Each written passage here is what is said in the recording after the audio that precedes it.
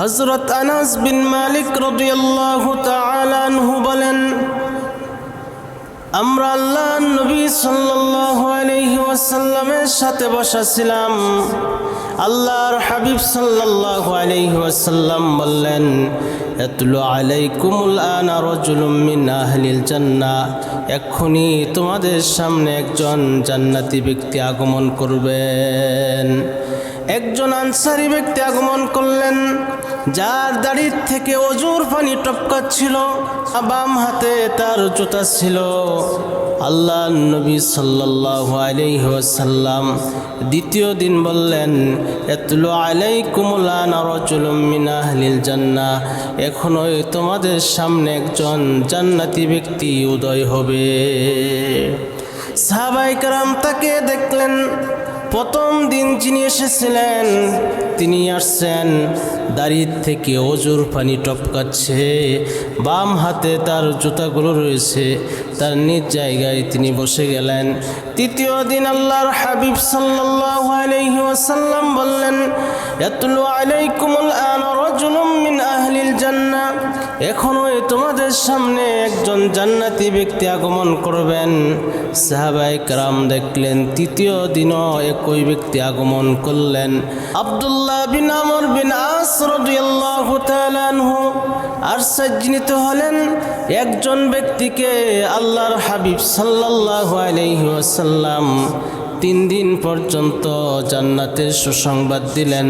হযরত আব্দুল্লাহ বিন আমর বিন আস রাদিয়াল্লাহু তাআলা আনহু এই আনসারী সাহাবীর পিছনে পিছনে গেলেন এবং তার কাছে জিজ্ঞেস করলেন, আমি আমার পিতার সাথে ঝগড়া করেছি এবং কসম খেয়েছি যে 3 দিনের মধ্যে তার কাছে যাব না। যদি আপনি চান তবে আমাকে আপনার সাথে নিয়ে যেতে পারেন। ওই আনসারী সাহাবী বললেন, ঠিক আছে। আনাস বিন মালিক রাদিয়াল্লাহু তাআলা আনহু বর্ণনা করেন, আব্দুল্লাহ বিন আমর বিন আস রাদিয়াল্লাহু তাআলা আনহু বলতেন, আমি ওই 3 রাত ওই সেই আনসারী ব্যক্তির সাথে কাটাইলাম, কিন্তু তেমন কোনো আমল আমার নজরে পড়ল না। শেষ রাতে তিনি বিছানা থেকে উঠে যেতেন, উঠে আল্লাহ পাকের তাসবিহ তাহলিল আদায় করতেন, জোরে জোরে আল্লাহ পাকের নামের জিকির করতেন, রাসূল পাক সাল্লাল্লাহু আলাইহি ওয়াসাল্লামের উপরে দুরূদ শরীফ পড়তেন। এই সাহাবী এইভাবে শেষ রাতে আমল করতেন। আব্দুল্লাহ বিন আমর বিন আস রাদিয়াল্লাহু তাআলা আনহু বললেন, আল্লাহর হাবিব সাল্লাল্লাহু আলাইহি ওয়াসাল্লাম আপনাকে 3 দিন জান্নাতের সুসংবাদ দিয়েছেন, আপনি নিজেও শুনেছেন, কিন্তু তেমন কোনো গুরুত্বপূর্ণ আমল তো আমার নজরে পড়েনি।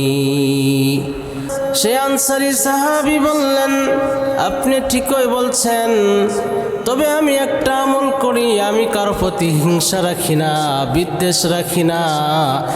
যদি আমার উপরে কেউ জুলুম করে কষ্ট দেয়, রাতের বেলায় ঘুমে যাওয়ার আগে আমি আল্লাহ তাআলার কাছে বলি, আল্লাহ আমি আমার অমুক ভাইকে আমি মাফ করে দিয়েছি, ও আল্লাহ আমি কারো প্রতি হিংসা রাখি না, বিদ্বেষ রাখি না।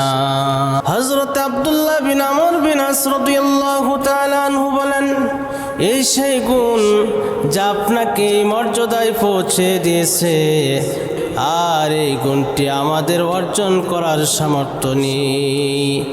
আল্লাহর হাবিব সাল্লাল্লাহু আলাইহি ওয়াসাল্লাম বলছেন, ওয়াফু আম্মান যালামাকা, আল্লাহর হাবিব বলেন, যে ব্যক্তি তোমার প্রতি জুলুম করে তুমি তাকে মাফ করে দাও। দ্বিতীয় নম্বর আল্লাহর হাবিব বলেন, যে তোমার সাথে খারাপ আচরণ করে তুমি তার সাথে ভালো আচরণ করো, যে তোমার সাথে সম্পর্ক ছিন্ন করে তুমি তার সাথে সম্পর্ক করো।